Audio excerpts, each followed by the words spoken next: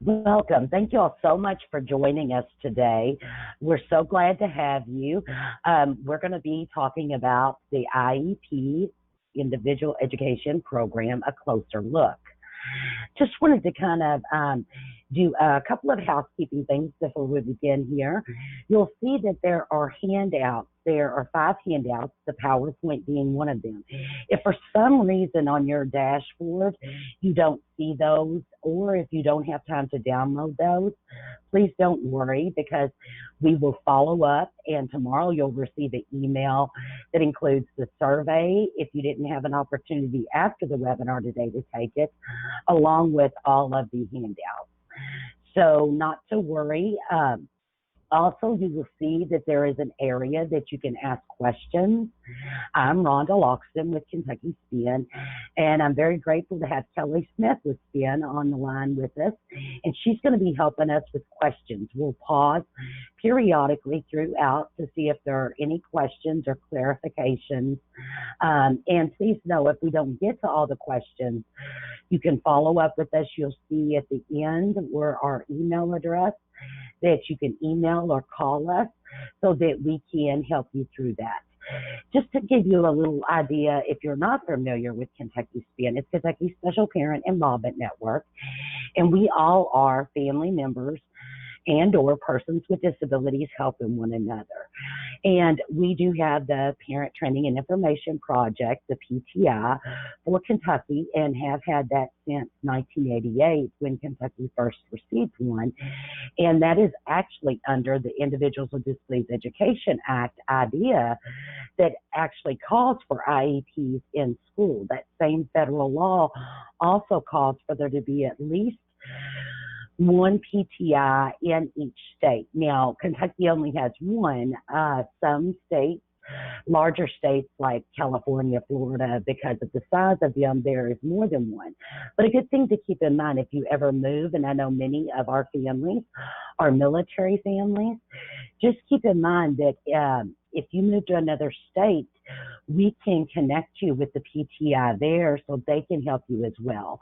And there are a lot of wonderful PTIs, and all of this is for us to help so that you understand your educational rights, responsibilities, and how we can help better, so that the bottom line is for our children, our youth, to be successful adults, and we're here to help.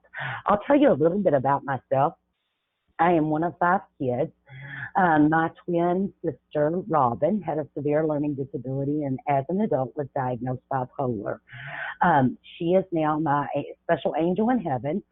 And then my brother, Grant, which is the only one that doesn't have a twin, and he's a fiery redhead too. So Grant has cerebral palsy and uses a power wheelchair. And then the youngest set of twins, my mom had 2. My brother Ryan has ADHD, and all 3 had IEPs through school. But the most important thing to know is they are smarter than I could wish to be, and we have a variety of experience in lessons that we learn and stepping through it, whether it is the visual or the non-seeing disability. I also am a proud foster adoptive mom of the greatest gift of my life. So we are here to help one another. And one of the things I think is very important that you understand is that we do not act as attorneys. We do not represent families. What we do, though, is empower you and provide the information, whether you are a parent, a family, a professional, any way that we can assist and provide that peer support, which is so critical. So what we're going to do now is just kind of do an overview. If you've been able to join us for some of our other webinars, today is when we're talking about the IEP, we'll do a brief overview of IDEA, federal law, and the IEP process, but we're going to spend the majority of our time today looking at these key areas: present levels of performance, goals and objectives, and some other key components of the IEP. And then we will have time for questions and answers, but also we will take some time periodically to see if there are some. So I'm a visual person, and if you all joined us before, that's nothing new, and you're going to see several slides if you've watched some of the others that are the same, because I think it's very important that we always go back to these slides so that we keep in mind that IDEA, Individuals with Disabilities Education Act, is the federal law for special education. And it actually is now, it used to not be when it was initially started many years ago, but it covers children birth through the age of 26. They can attend school till they're 21 unless they graduate sooner. So under that, so the birth to 3 years old in Kentucky is First Steps. The early intervention program, which is Part C. Part B of that is what we're going to concentrate on with the IEP, which is our 3 through 21 unless they graduate sooner. Then you have the Kentucky Administrative Regulations, CARA. That is our state law. Then you're going to have your local policies and procedures with your local public school district. Now, keep in mind that the federal law always supersedes and overrides the state and local policies and procedures unless they go above and beyond in favor of the child, or they let the state or the districts decide. The same when you're looking at the Kentucky Administrative Regulations. It goes above and beyond your district's policies and procedures unless they go above and beyond, or the state law lets the districts decide. So just keep that in mind. The Individuals with Disabilities Education Act is for all children to have a free, appropriate public education. And for children who qualify, which we will talk about here a little more in detail, as having a disability. Now, children in the beginning, since 1975, they've had the right in law. It originally was called Public Law 94-142, and it has changed over the years and being reauthorized. And the last time it was reauthorized was in 2004, and that is what is called the Individuals with Disabilities Education Act, IDEA. Keep in mind, back in 75, when the law became into effect, that children weren't entitled to an education for those early years. So we are very fortunate now that that is in the law, because we know the sooner our children have access to education, that the more successful they will be. So who's eligible? This sometimes is a lot of times very confusing, because it's not just enough to be diagnosed by someone with a disability. It has to be found to qualify under IDEA to have the IEP. Now, and it's not just enough to have that disability and qualify under the eligibility. They must require specially designed instruction and related services. And so what that looks like is, and the reason I always want to put the federal IDEA categories of disabilities and the Kentucky Administrative Regulations categories of disabilities is because, remember when I had stated that one of the areas that the federal always supersedes the state or local policies or procedures unless they go above and beyond in favor of the child. So I want to give you a great example here, the fourth down. When IDEA was reauthorized in 2004, they removed the behavioral part of the category of the emotional disturbance. Kentucky went above and beyond and left that behavioral part in that category, so it's emotional behavioral disability, and that is a great help to many of our children because they might not qualify otherwise. And again, keep in mind, IDEA is a specific education law. So many of you may be familiar of the special education cycle. And this is just a brief overview before we dig into the goals and objectives in the present levels. So the cycle, there's consent to evaluate, because an evaluation cannot take place without parental consent. Then you have the evaluation. If they qualify, you would then write the IEP. Placement is made, And again, that's decided last. And then you at least once will have an IEP meeting. In Kentucky, we also put the name on it, ARC meeting, Admissions and Release Committee meeting. They mean one and the same. You'll at least have an annual meeting, but one can be called at any time by any of the members, which you are an important part of that team as a member. You can call an IEP meeting for it to be reviewed or updated. And you'll at least every 3 years have an evaluation, reevaluation, if not sooner. So just to make sure, because again, I had stated that IDEA says the parents are members of the team. You are an equal member of the IEP team. And this is very critical because you know your child best. And your input is critical for your child's success because we know the more we work together, even at times when we may not agree, it's only going to be better for our children, and building that partnership and the communication and really working to help step through all of those things so that our children are successful. And the school is required under the federal law to make, every effort possible for you to be able to participate. And the thing that I love about it is there's so many neat, innovative ways, especially given our lives as families, because our schedules, I don't know about you all, but I may have the best laid plans, but you have to adapt depending on what happened that day. The schools, and a lot of schools, have used very unique ways and to be able to have those meetings so that everybody can be involved. And the good thing when IDEA was reauthorized in 2004, it also identified alternate participation methods. So if you can't get to a meeting, if you have your lunch break, you can maybe have sort of a conference call in, a video conference to still participate. So looking at every effort so that you're able to participate, picking a time that works for you and all the members. Now, just so that you know, the students at age 14 become members of the IEP team but can participate at any time. I recommend the earlier that children participate in their IEP meetings, the better, because start when they're young. Even if it is just come in and say hi to everybody.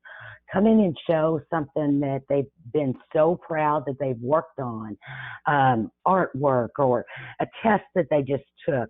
So you take those little steps, and even if they're older and they haven't been involved as much, some children need those steps instead of just, which a lot of us adults need it too, those steps to work towards it, to where just taking the opportunity of, come in and talk for a little bit. Now, what I will advise too is that if there is a time when everybody's not in agreement and things may be very emotional, that would probably not be the appropriate time for your child to be a part of the IEP meeting, because there needs to be a uniform partnership that you all present in working together.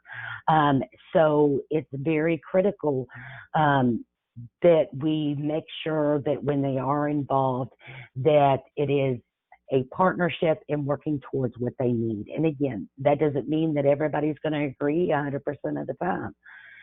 But the other thing that's very critical is they need to be a part of the IEP team, just like you do, because you know your child best. Your child knows what they want best and what they need and the supports that they need.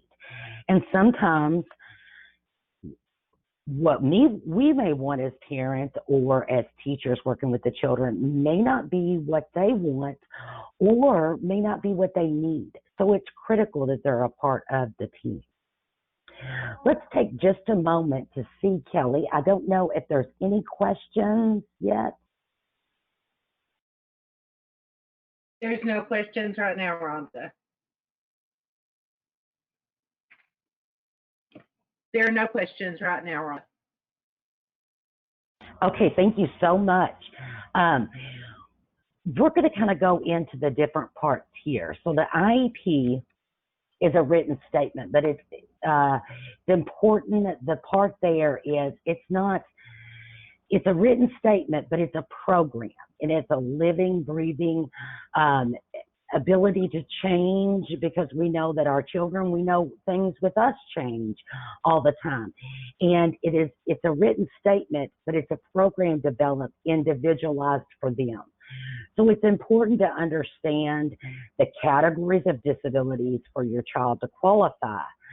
But the key here is it's individualized. So what is appropriate for your child may not be what is appropriate for another child. And again, I'll give you the example, my brother Grant has cerebral palsy. So, what may work for Grant isn't going to for everyone else, and vice versa, because everybody is individualized. And the key here is reviewing it, developing and revising it, and making sure that it stays up to date and meeting their needs. It must contain, you all sit down, you come up with the whole IEP team, come up with a plan that involves and participate in the regular curriculum. So what you've got to think of is that our children are children and students first, right? To have access. The IEP is to help them to be able to be successful in their school. So it isn't that one replaces the other, because our children are students first. And this is to help them to be successful, almost to level the playing field with other children, taking into account their disability, their needs, their strengths, and what they're going to need to be successful. And again, there are specific things that are required to be a part of the IEP. So a brief list is a statement of the child's present levels of academic and functional performance. This is critical because many times people believe that everything has to be about academic achievement, letter grades. The thing is for a child to be successful in school, you have to look at academic achievement and functional performance, because functional performance is just as crucial as academic achievement. And you have to look at how the disability affects them and their involvement in the general education curriculum compared to their non-disabled peers. And then they have to have a statement of measurable annual goals, which also includes the academic and functional goals. A description of how the child is going to progress to meet those annual goals, how it's going to be measured, because if it can't be measured, it can't be an annual goal, because you have to be able to chart and see that they're going to be able to achieve it. And getting a periodic report also too, to know their progress. So again, I go back to the visual, which to me is so important, because your evaluation that's going to come back, and again, when there is an evaluation, that is not going to be just based on one test, one result. An overall evaluation, yes, there may be one test, but then part of that in the input is from a variety of sources, a variety of means. Those are all going to help you to come up with your present levels of academic performance. Then from there, you build the rest of the IEP. And my brother Grant, he's not able to help me today, but he goes around, and when we've been able to go around in person, Grant helps a great deal of families and professionals. He says he'll tell you in the training, think of it as you're building your house, because if you do not have the right foundation, everything you build from that isn't going to matter. It is not going to be level. It's not going to be what is going to meet the needs of your child. And so it's very crucial that we get a true picture. Years ago, and one of the things that always, I'll be honest, drove me crazy was everybody always wanted to talk about data. Well, Data and I have had to become friends, because I realized if we don't know where they are, how are we going to be able to help them get to where they need to be, right? So it's not just data and a number. It's where are they? And here's the thing is you don't have to know all the technical terms. There are people, if it needs to be written in a certain terminology, the thing that's critical is you give your input. Where is your child right now? And where do you see that they need the assistance? But more so important is what are their talents? What are they good at? Because that's going to help them to be successful. So there has to be the statement of the present levels of academic and functional performance. Again, how the disability affects them compared to their general age peers. And there has to be like a standard at different grade levels so that we can, every child's at different levels, regardless if you have a disability or not. But there's been determined, the typical thresholds, and what you're going to do is use that to kind of help and go through your present level. Again, I love the visual that, so you look at the different broken down parts. And again, you see that there is a lot more there than just the academic performance, right? Because all of these areas play a critical role in our children's academic performance and their success. Communication skills. If a child, and a lot of times many people think that just means verbally by saying it. Communication can look a lot of different ways depending upon what it is that is the best means of communication for our children. But what we do know is if they do not have a way to communicate, they're not going to be able to be successful. So that affects them in every area of their school career and for them to be successful. Everybody must have a means to communicate, whether that be by assistive technology, whether that be by sign language, by voice. And a lot of times people think if they don't, it's just because they can't say the words. But there are some disabilities where children are not able to express in words. They may be able to speak, but they are not able to express themselves so that they are communicating things to others, and that is a communication skill. And looking at their transition needs, social emotional, that is critical for our children to be successful. So making sure we look at all of these, but not only the areas that they need help. It's critical that we make sure that the areas that is their strength and that they thrive in, that we make sure, and this, when you're looking at this area, it's going to be compared to their similar age peers, right? And you'll see the terminology that states they are commensurate with the similar age peers, meaning that. But if they're not, it will be documented there where they're at. It's also critical, if that's an area that they thrive in, that we make sure that that's documented so that, because our children are no different than us. I use my strengths every day to help me with my weaknesses. They're no different, and that is how then it is going to help them too. One of the things I used to kind of joke about, and with my twin sister, is that in school, because twins, we were in the same grade level and everything.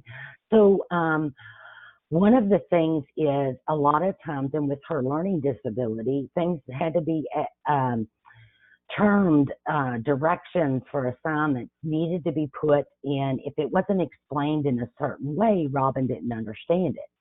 Well, I always joked, once I explained it to her, then she would help me do my work and I would help her. So we use that in how you partner together. So we used my strength of I could explain it, but then once it was explained and she understood, then she could help with the areas that I struggled with. So think of it that way. And that's just a quick example. Another would be one of the great things when Grant was in school is that because Grant has vision, he technically is legally blind, but he does see some things. Because he would always have things that were read to him and someone would be a scribe. So he teamed up with, and mom told him that if you put them with, other students working, and this was in the general class, what it was is children who were struggling maybe with being able to do the work, and actually might have been having some behavioral concerns, is they would team up. And the thing is both children would, Grant and the child that was working with Grant would have a mutual respect for one another. And they knew if they got to work with Grant, because Grant was able to teach them, just like I used my strength and Robin used hers. They helped Grant to write the stuff down and read it. Then Grant helped them because they were having trouble. First of all, then there wasn't behavior issues, but then also they would be able to help so that they were doing the work, and Grant would kind of teach them. And you know how you use the strengths of all kids in a classroom. So just keep those things in mind as you go through this, because it's going to be critical to use those strengths for our children to be successful. So again, you look at how it affects them. The present level, where are they at now? So we know how to get there and how to plan for where we want them to be. Let's pause here just for a moment to see if there are any questions. Kelly? There's no questions right now, Rhonda.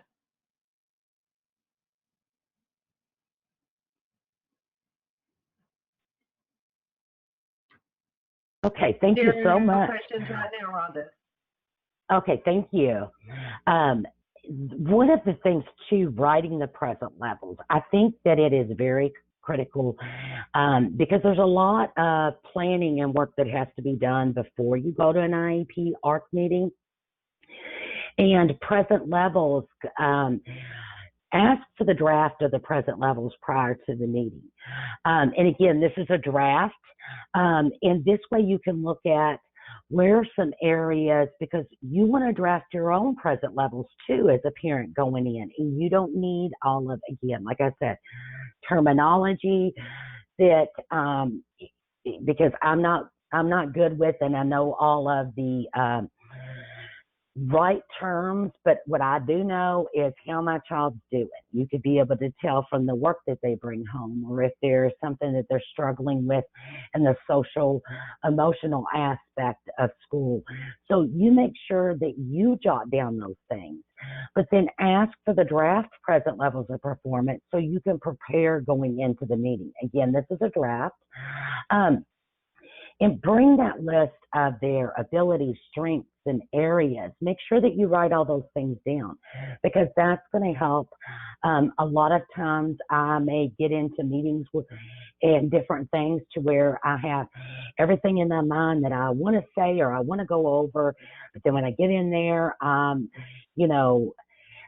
forget different things or I get sidetracked. So making sure that you have stuff written down, and bring somebody with you to the meeting. Anyone who has knowledge of the child can be a part of the IEP team. Now, you need to let the school know, just like they would let you know who is invited and who would be coming. But it's very critical for you to have that support for you at the meeting, and give input, because don't worry so much about things, and make sure that you do speak up, because you do know your child best, and give that input, the areas that you see that they're thriving in, the areas that they need help in, because your input's going to be critical, and we want to make sure from the very get-go at the present levels that your input is a part of that, because that's only going to make our children be more successful. So there's some examples of plot, the present levels of performance. And again, this may be some more of the examples of, the terminology. But so here's the thing, Alyssa, she doesn't speak in words. So she uses many ways to communicate. And this is what's critical, because the example I used about the communication is regardless of the disability, regardless of the child. If they can't communicate, they're not going to be successful.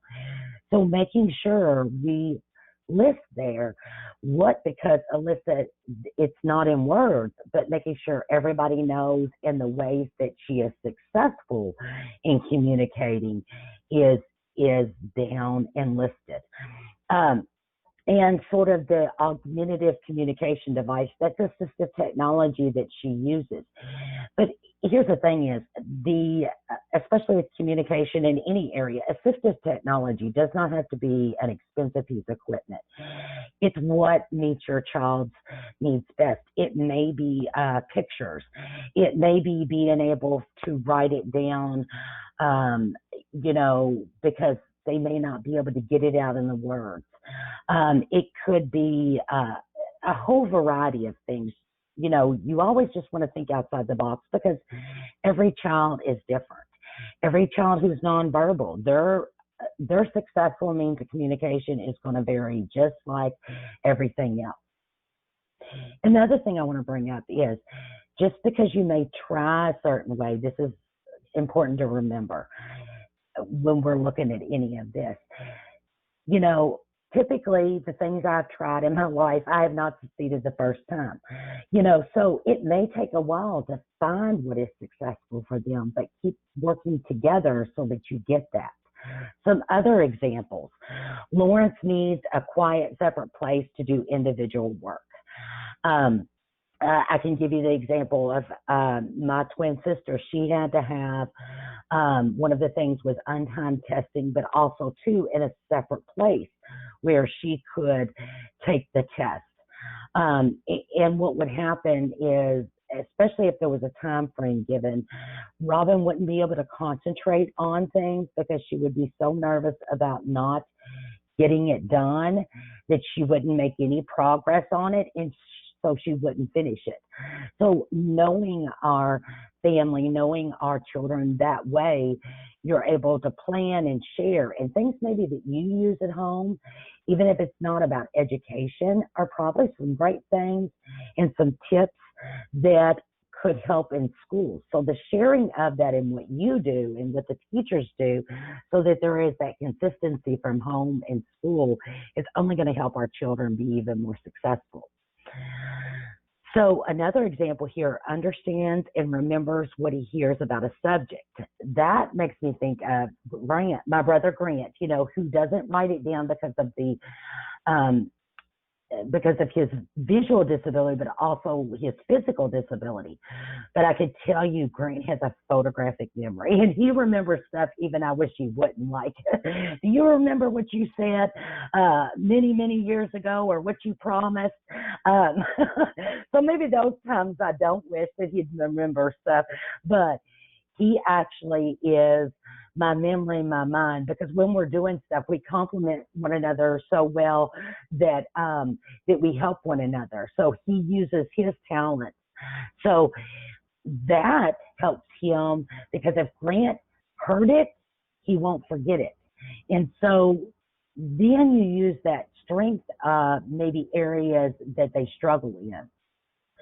Tim imitates other children and learns from them.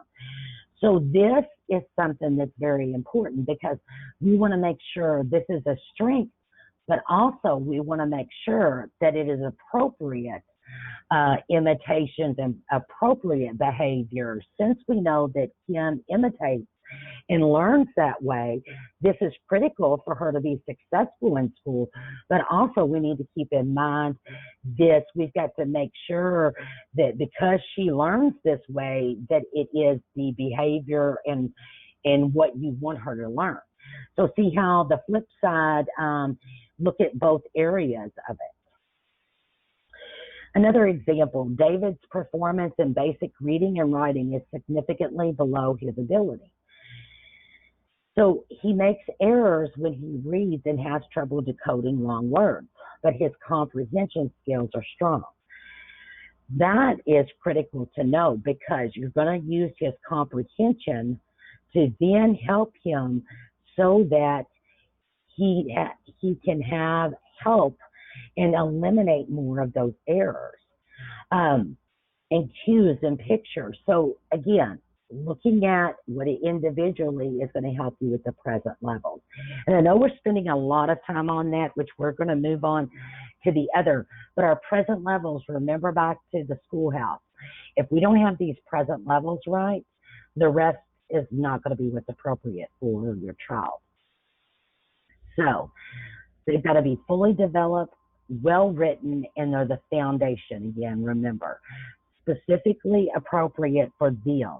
The services and supports, accommodations that they need, because we've got to know where they're at to help them get to where they need to be.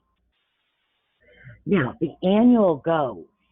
This is very key and the thing to keep in mind. And I love the who, what, how, when, where. Keep those things in mind, because this is sort of your roadmap. Again, the visual person that I am, this is where you want to go in a year. So we've got to think broader. So one of the questions I get a lot is, how many goals should I have? Okay, so here's the great thing. Because an IEP is to be individualized, there's no right or wrong answer. And then I always get the question of what can be a goal, what can be an objective.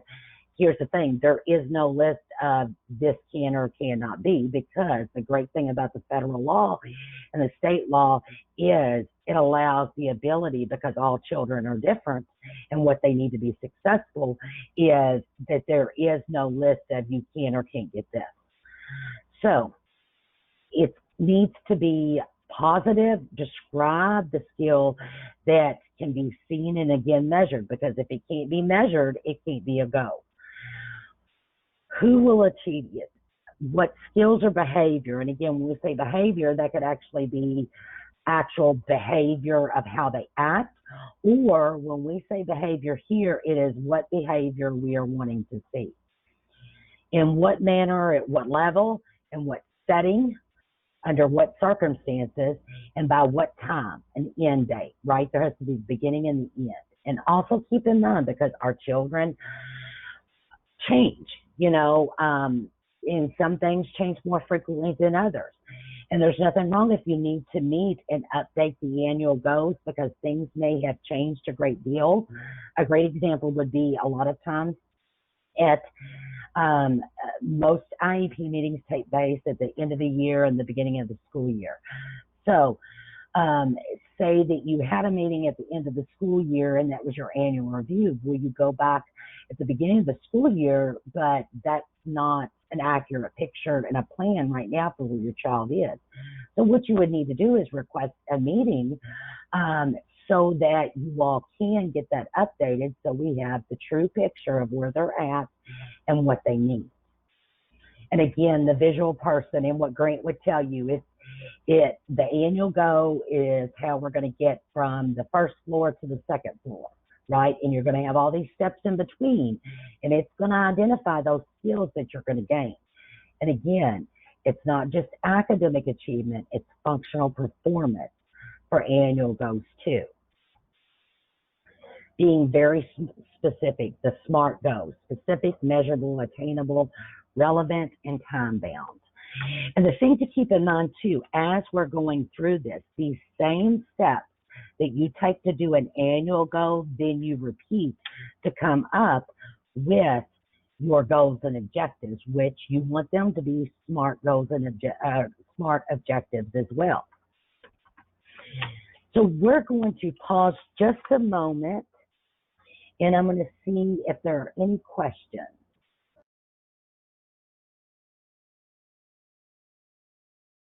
There are still no questions, Rhonda.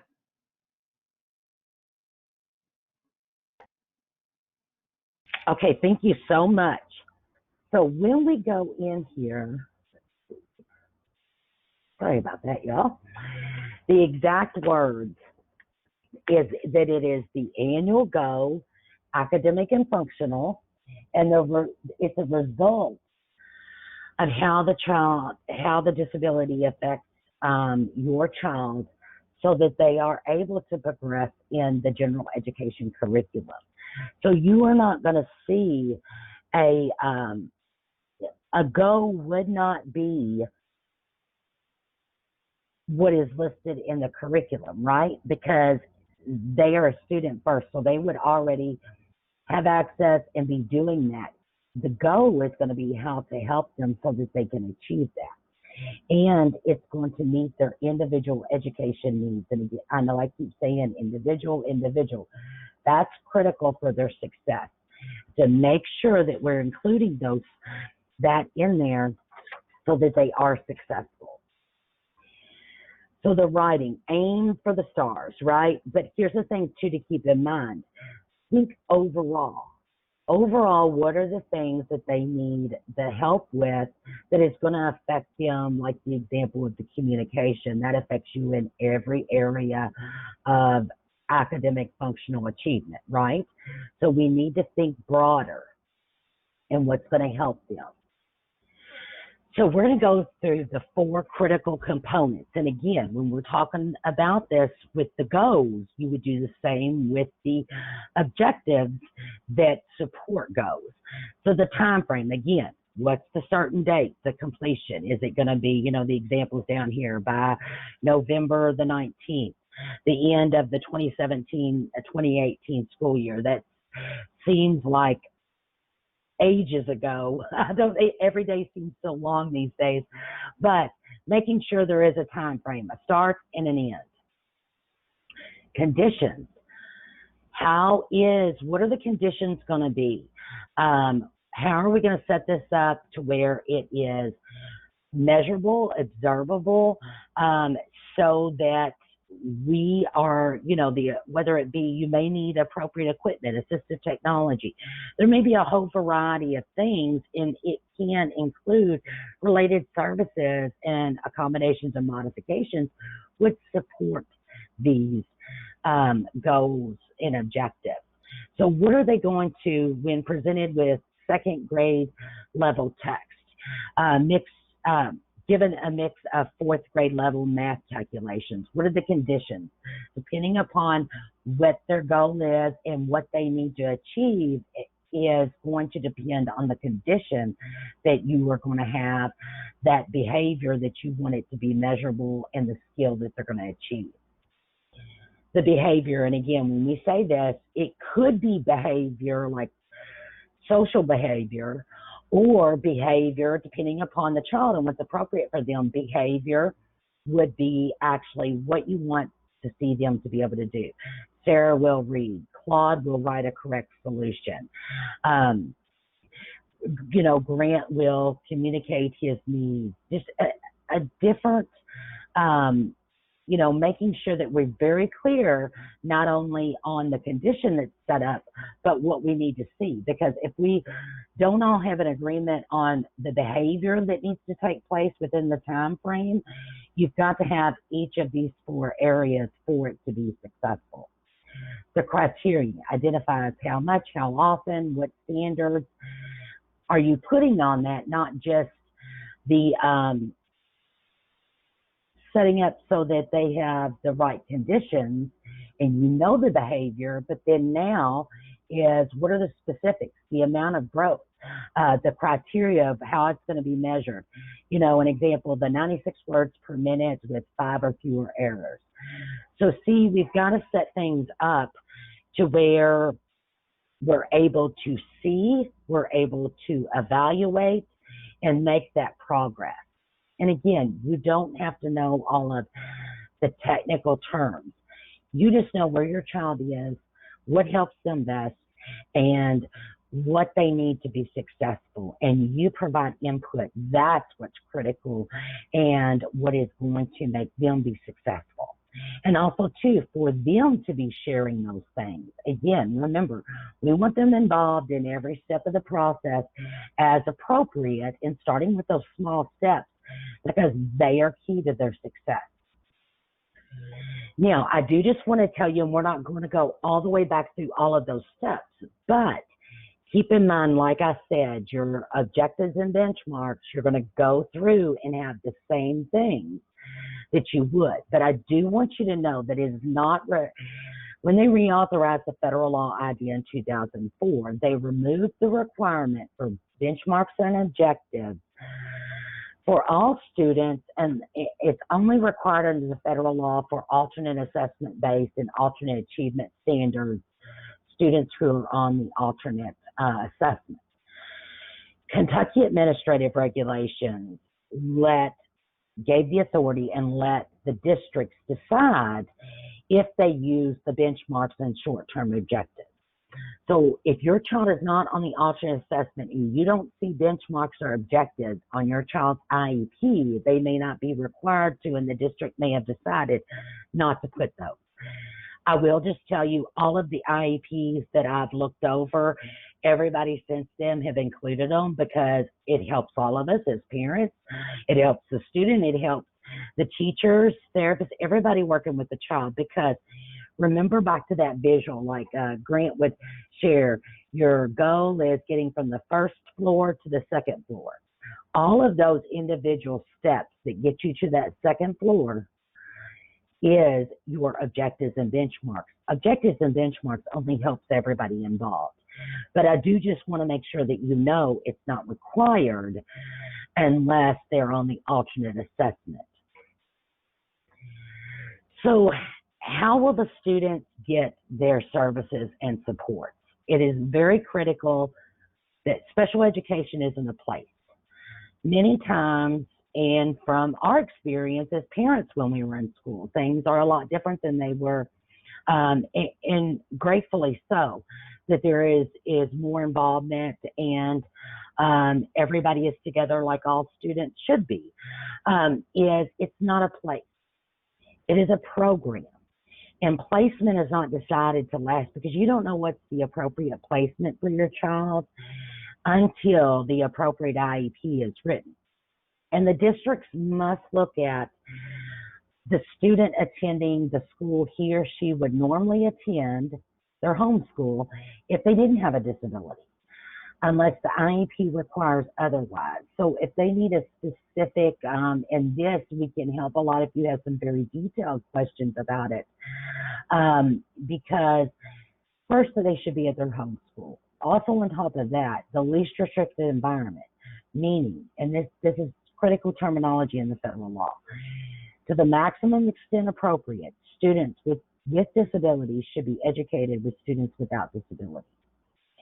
So all children should be in the general education, general curriculum, in the regular classroom, and they should start there. And if there is, if it's decided that that's not what's the appropriate thing for them, look at the alternatives. But you should first try the regular classroom, bring in accommodations, modifications, and support so that they can be successful.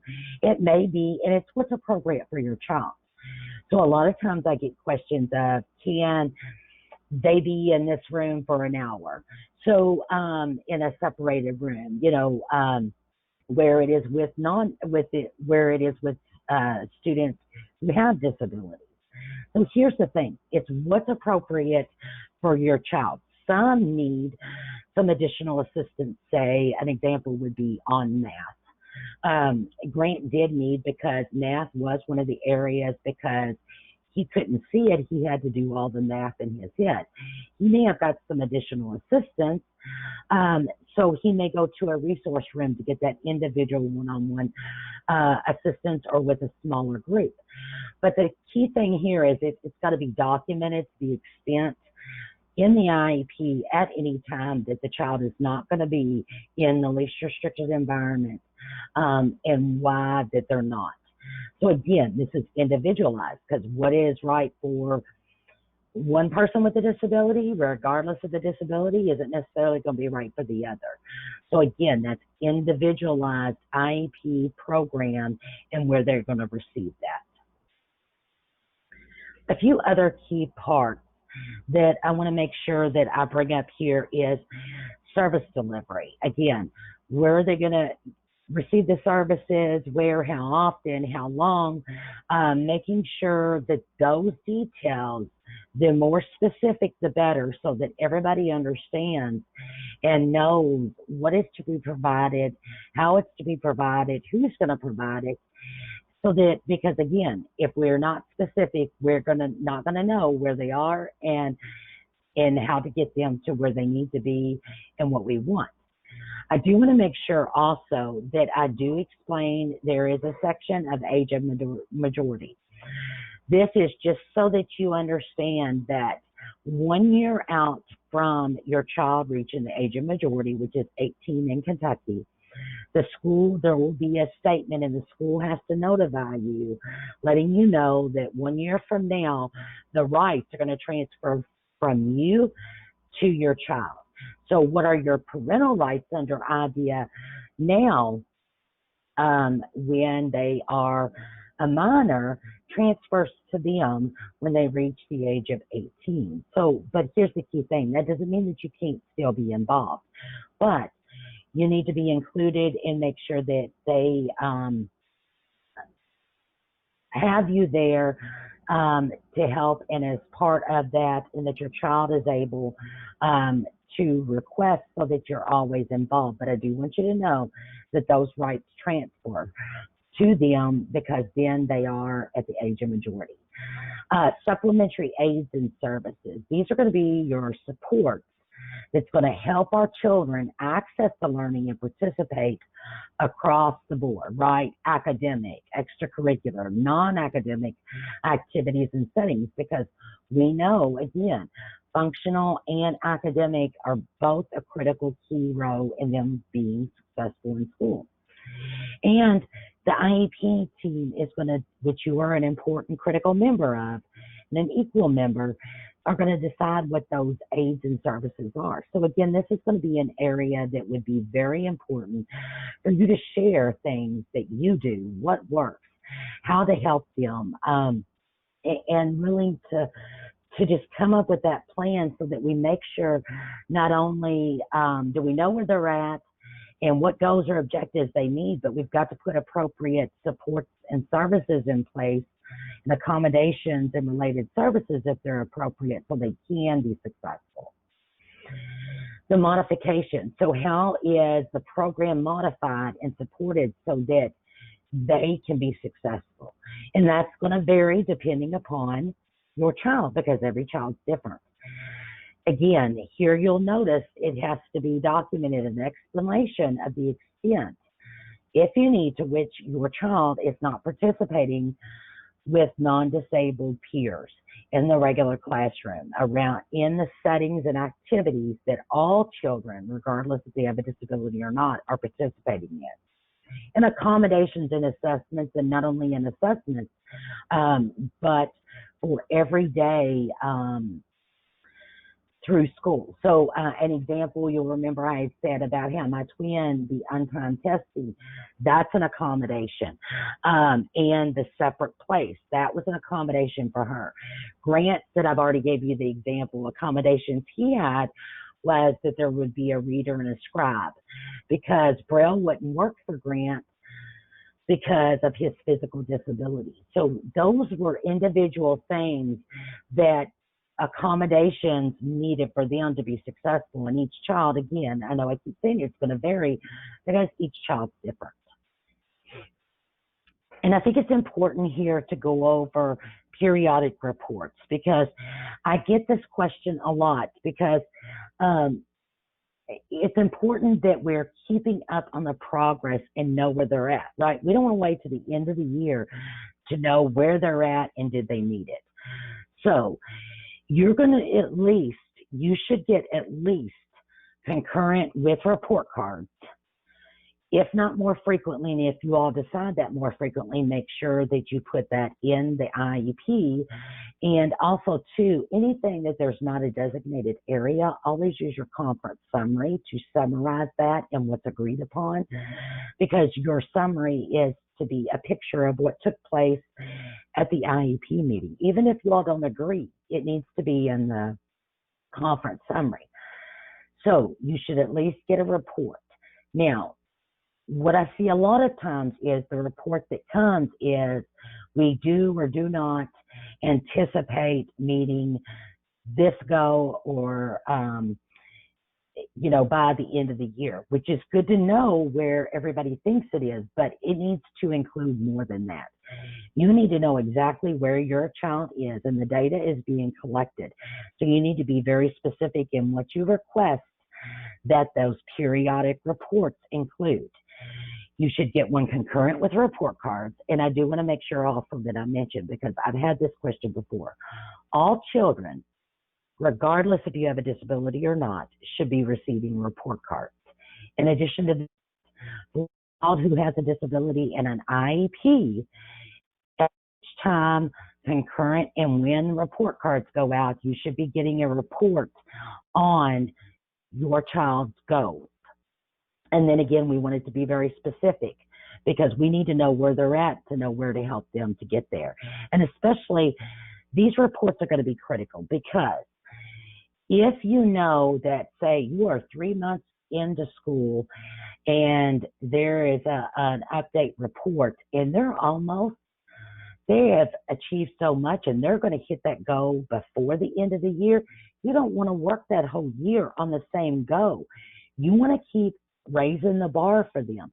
That would be a critical thing that you would learn from a report that, oh, let's call a meeting because we need to update this. Vice versa, if you're 3 months in and you're not making any progress on a goal, you need to request a meeting so that you all can go over it. We can come up with a different game plan. Why aren't we making any progress towards this? And really developing that partnership. And the way that you're going to know not only is from your child's, homework or grades that they get on different assignments, but those reports are going to be key indicators to you of where they're at and how we help them get there.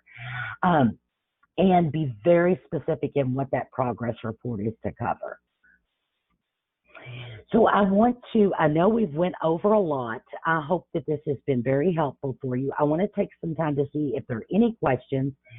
If there's not, you can always follow up afterwards. We are here to help you. Kelly, are there any questions? I'm still not seeing any questions, Rhonda.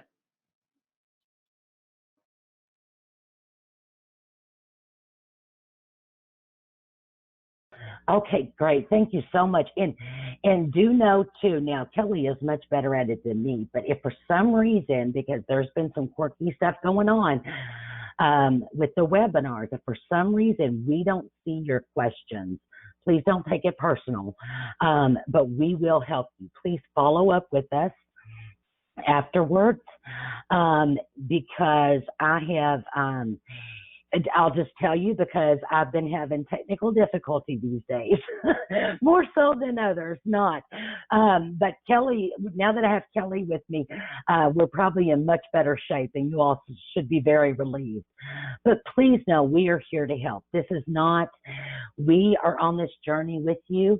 If we don't know the answers, we will try to work to get that for you. So we are so grateful that you all joined us today. This will be available as soon as we are able to get it closed captioned on our YouTube channel. If you want to check out our YouTube channel, please do. There are tons of videos and webinars that we've been doing, and we keep adding those all the time. Also, check our website. There's a great deal of information, and we're constantly working to update things, and send us an email. But more so than ever, I hope you all stay safe, have a wonderful day, and take care. Thanks so much for joining us. Bye-bye.